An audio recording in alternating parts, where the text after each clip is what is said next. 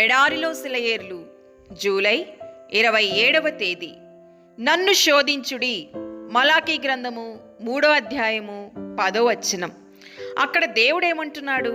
నా కుమారుడా, నా పరలోకపు వాకిళ్లున్నాయి, అవి ఇంకా పాడైపోలేదు. గతంలో లాగానే గడియలు తేలిగ్గానే తీయవచ్చు, అవి తుప్పు పట్టలేదు. ఆ తలుపుల్ని మూసి నా దగ్గర ఉన్న వాటిని దాచిపెట్టుకోవడం కంటే వాటిని బార్లగా తెరిచి దీవెనల్ని దారగా కురిపించడమే నాకు ఇష్టం. మోషే కోసం వాటిని తెరిచాను, ఎర్ర సముద్రం పాయలైంది. యెహోషువ కోసం తెరిచాను, యోర్దాన్ నది ఆగిపోయింది. గిద్యోను కోసం తెరిచాను, సైన్యాలు పారిపోయాయి. నన్ను తెరవనిస్తే నీ కోసం కూడా తెరుస్తాను. తలుపులకి ఇవతలి వైపున గతంలో లాగానే నా పరలోకం నిండా అనేక సంపదలున్నాయి. కాలువలు ఊటలు పొర్లిపారుతున్నాయి. ఖజానాలు విలువైన బహుమానాలతో నిండిపోయి ఉన్నాయి. నాదేమీ లేదు, లోపం నీలోనే ఉంది. నేను ఎదురు చూస్తున్నాను. నన్నిప్పుడు శోధించు.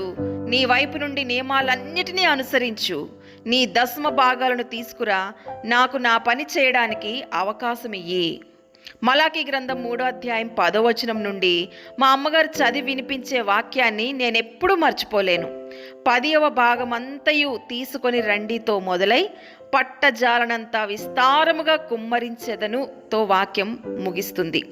నేను ఎన్ని దీవెనల్ని కుమ్మరిస్తానంటే నీకు స్థలం చాలక ఇబ్బంది పడతావు.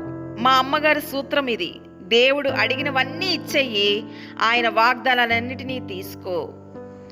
మన ప్రార్థనలకు మించి ఆయన సామర్థ్యాలు. నా ప్రార్థనల్లో చాలాసార్లు చోటు చేసుకునే నివేదనల గురించి ఆలోచించాను.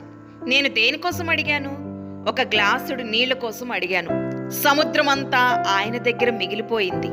సూర్యుడు ఆయన దగ్గర ఉన్నాడు, అయినా నేను ఒక్క సూర్యకిరణమే అడిగాను. నేను ఎంత ఎక్కువ అడిగినా అది ఆయన ఇవ్వగలిగిన దానికి చాలా తక్కువలోనే ఉంది. విస్తరించిన కృపను కోరాను. ప్రతి వాగ్దానం మీద నా పేరు రాశాను. ఎఫెసీయులకు రాసిన పత్రిక 1వ అధ్యాయము 8 నుండి 19 వచనాలు చదవండి. దేవుడి మాటలను దీవించునుగాక. ఆమేన్.